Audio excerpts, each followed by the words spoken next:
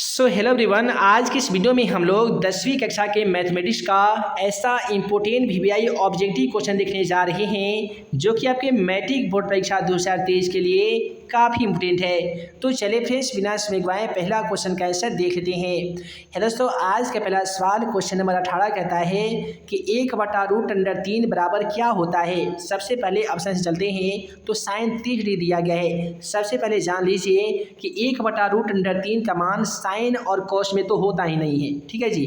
Option B में दिया गया tan 30 डिग्री और tan में 30 डिग्री का मान 1/√3 होता है, इसलिए क्वेश्चन नंबर 18 का सही जवाब होगा ऑप्शन बी tan 30 डिग्री।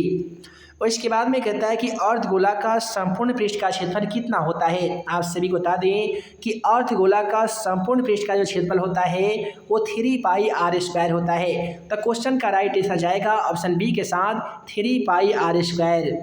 उसके बाद में अगला सवाल क्वेश्चन बी से पूछा गया है कि यदि √2 cos थीटा बराबर 1 हो तो थीटा का मान क्या हो जाएगा।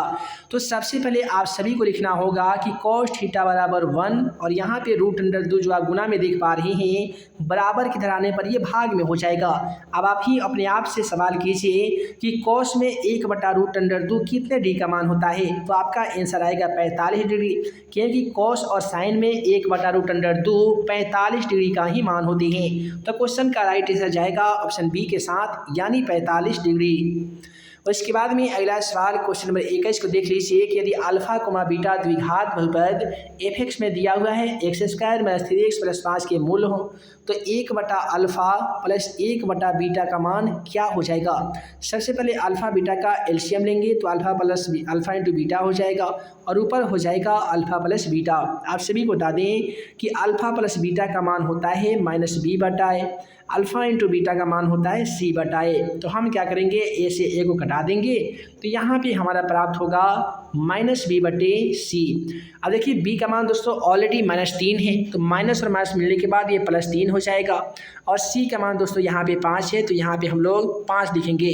इस प्रकार से क्वेश्चन का सही जवाब 3/5 होगा और 3/5 ऑप्शन सी में दिया गया है। अतः क्वेश्चन का राइट आंसर जाएगा ऑप्शन सी के साथ 3/5। अब अगला सवाल क्वेश्चन 22 को देख लेते हैं। क्वेश्चन 22 कहता है यदि द्विघात समीकरण ax² + bx + c बराबर 0 के दोनों मूल बराबर है तो द्विघात समीकरण विविक्तर d बराबर क्या होगा। देखिए, किसी भी मूल को बराबर होने के लिए d का जो मान है वो b² - 4ac बराबर 0 होना चाहिए। यानी d का मान यदि 0 के मान के बराबर है तो समझ लीजिए कि दोनों मूल बराबर है और उस द्विघात समीकरण का d का जो मान होगा वो 0 के मान के बराबर होगा। तो क्वेश्चन का राइट आंसर जाएगा ऑप्शन ए के साथ d बराबर 0। अब चलिए अगला सवाल क्वेश्चन 23 को देखते हैं कि कार्तीय तल में स्थित किसी बिंदु 3, -4 में कोटि का मान क्या हो जाएगा। देखिए, मैट्रिक एग्जाम पेपर के प्रत्येक पेपर में एक सवाल ऐसा जरूर पूछा गया था जहां पे आपसे कोटि का मान या भुज का मान पूछ लिया जाता है। यदि भुज का मान पूछा जाएगा तो पहले वाला आंसर हो जाएगा, यदि कोटि का मान पूछा जाएगा तो दूसरा वाला आंसर हो जाएगा। तो यहाँ पे पूछा गया कोटि का मान तो कोटि में यहाँ पे -4 दिया गया है और यही आपका होगा क्वेश्चन का राइट आंसर जो कि ऑप्शन ए में दिया गया है। उसके बाद में अगला सवाल क्वेश्चन 24 को देखिए कि कहता है कि यदि किसी घनाभ की लंबाई, चौड़ाई तथा ऊंचाई तो घनाभ का आयतन क्या होगा। देखिए, घनाभ का जो आयतन हो जाता है वो लंबाई गुने चौड़ाई गुने ऊंचाई होता है, जिसको शॉर्टकट में हम लोग LBH कहते हैं। यहीं पे यदि आपसे घनाभ का कुल पृष्ठ का क्षेत्रफल पूछ लिया जाता तो ये 2 × LB + BH + LH हो जाता। घनाभ का विकर्ण पूछा जाता तो √L² + B² + H² हो जाता। इसके बाद में कहता है कि त्रिभुज ABC एक समकोण त्रिभुज है जिसका कोण B बराबर 90 डिग्री है, कोण A बराबर 40 डिग्री है तो कोण C का मान क्या हो जाएगा। देखिए, एक कोण का मान 90 डिग्री दिया गया है, दूसरा कोण का मान 40 डिग्री दिया गया है और तीसरा कोण का मान हमसे पूछा गया है। और आप सभी को तो मालूम होगा कि त्रिभुज के तीनों कोणों का योग 180 डिग्री के बराबर होता है। तो अब हमें क्या करना होगा कि 90 में 40 को ऐड करना होगा तो 90 और 40 हो जाएगा 130। उसके बाद में कोण C बराबर हो जाएगा 180। यदि हम कोण C बराबर 180 लिख दें तो प्लस जो आप 130 लिख पा रहे हैं बराबर की ओर जाने पर ये -130 हो जाएगा। अब देखिए, 130 में से 180 में से 130 घटा देंगे ना जी तो कितना हमारा प्राप्त होगा तो 50 इस रहेगा। तो इस प्रकार से क्वेश्चन का राइट आंसर जाएगा ऑप्शन डी के साथ यानी 50। उसके बाद में अगला सवाल क्वेश्चन 26 कहता है कि 10×25 इंटू 10×20 10×65 इंटू 10×70 बराबर क्या होगा। अब देखिए यहाँ पे जो 10×25 आप देख पा रहे हैं, इसे हम लोग 10 इंटू 90-25 करेंगे, तो 90 में से 25 घटाएंगे तो यहाँ पे 65 हो जाएगा। उसके बाद यहाँ पे फिर से 10×20 है तो सेम टू सेम लिखेंगे। उसके बाद 10×65 है, उसे भी हमें तोड़ना होगा कि 10 इंटू 90 में से 65 घटाएंगे तो फिर से हमारा 25 आ जाएगा, है ना जी। तो इस प्रकार से आप बना लीजिएगा। इस प्रकार से आएगा tan थीटा गुने आ जाएगा cot थीटा। और आप सभी को बता दें कि tan गुने थीटा गुने cot थीटा का मान 1 होता है, इसलिए क्वेश्चन का राइट आंसर जाएगा ऑप्शन बी के साथ, यानी 1। उसके बाद में अगला सवाल क्वेश्चन 27 देख लीजिए। क्वेश्चन 27 क्या कहता है कि त्रिभुज ABC तथा त्रिभुज PQR में दिया गया है AB/PQ। सबसे पहले त्रिभुज ABC का नाम आया है, तो सबसे पहले हमें AB और C करके त्रिभुज की रचना कर लेनी होगी। उसके बाद में हमें एक और त्रिभुज बनाना है जिसका नाम रखना है PQ और R। इसमें क्वेश्चन में क्या पूछा गया है कि AB/PQ। देखिए AB ये वाला और PQ यानी ये वाला भुजा, फिर कहता है BC, तो देखिए BC ये वाला हो गया, RP यानी ये वाला। तो हमारा कौन से कोण की बात की जाएगा, तो त्रिभुज ABC में हो गया कोण B, और यहाँ पे त्रिभुज PQR में हो गया कोण P, यानी कोण B बराबर कोण P होगा। तो चलिए देख लेते हैं कोण B बराबर कोण P दिया गया है कि नहीं। तो और इस क्वेश्चन का राइट आंसर जो जाएगा ऑप्शन डी के साथ जाएगा, क्योंकि कोण B बराबर कोण P ऑप्शन डी में ही दिया गया है। अगला सवाल क्वेश्चन नंबर 28 को देख लीजिए। क्वेश्चन नंबर 28 क्या कहता है कि निम्नलिखित में से कौन सी अभाज्य संख्या है। जैसा कि आप सभी को बताया जाता है कि वैसी संख्या जो स्वयं तथा 1 से विभाजित होती है, वैसे तमाम संख्या को हम लोग अभाज्य संख्या कहते हैं। जैसे कि 2 हो गया, 3 हो गया, 5 हो गया, 7 हो गया, 11 हो गया, ये सभी की सभी संख्याएं अभाज्य संख्याएं कहलाती है। तो क्वेश्चन का राइट आंसर जाएगा ऑप्शन सी के साथ, यानी 11। उसके बाद में कहता है 29 में कि 1 + cot स्क्वायर थीटा बटा 1 + tan स्क्वायर थीटा बराबर क्या होगा।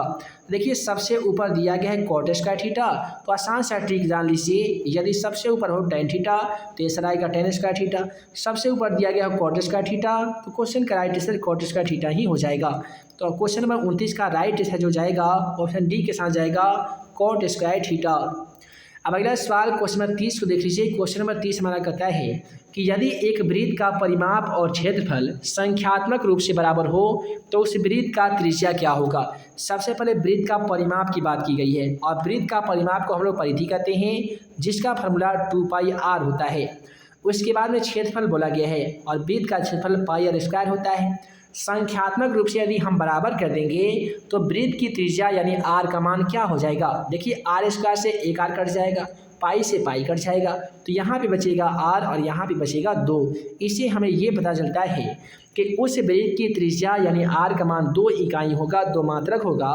तो क्वेश्चन का राइट आंसर जो जाएगा ऑप्शन बी के साथ जाएगा, यानी 2 मात्रक। अगला सवाल क्वेश्चन नंबर 31 को देखिए। क्वेश्चन 31 कहता है कि यदि ए में दिया गया 2,3 की दूरी मूल बिंदु से क्या होती है। देखिए दूरी मूल बिंदु से ज्ञात करना आसान होता है। इसका फॉर्मूला √x² + y² होता है। x का मान 2 दिया गया है तो 2 का स्क्वायर करेंगे तो 2 दूनी 4 हो जाएगा।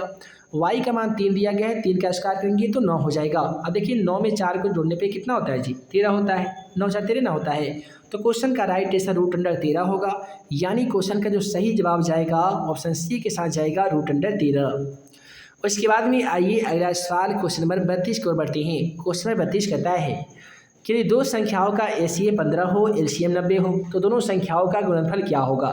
देखिए आज आसान सा फार्मूला जान लीजिए कि दो संख्याओं का गुणनफल का जो फार्मूला होता है वह होता है HCF गुने होता है LCM, है ना जी।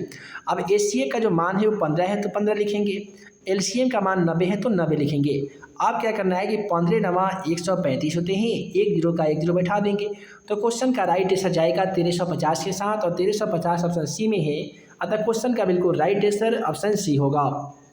अब अगला सवाल क्वेश्चन में 33 को देख लीजिए। कहता है कि यदि 2 थीटा बराबर 60 डिग्री हो तो साइन थीटा का मान क्या होगा। तो सबसे पहले हम लोग क्या करेंगे कि थीटा बराबर 60 डिग्री लिख देंगे, 2 गुना में है तो भाग में आ जाएगा, और ये कटने के बाद 30 हो जाएगा, 30 दूनी 60।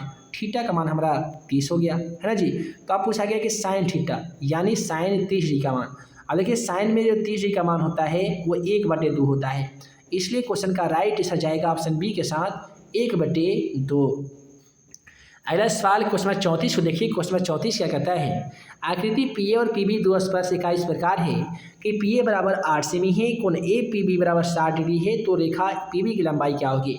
देखिए आप सभी को एक प्रमेय पढ़ाया गया जाता है कि किसी त्रिभुज के बाह्य बिंदु से खींची गई वृत्त पर स्पर्श रेखा की लंबाई आपस में बराबर होती है। यानी पहले स्पर्श रेखा की लंबाई यदि 8 सेमी है तो जाहिर सी बात है दूसरे स्पर्श रेखा की लंबाई भी 8 सेमी ही होगी।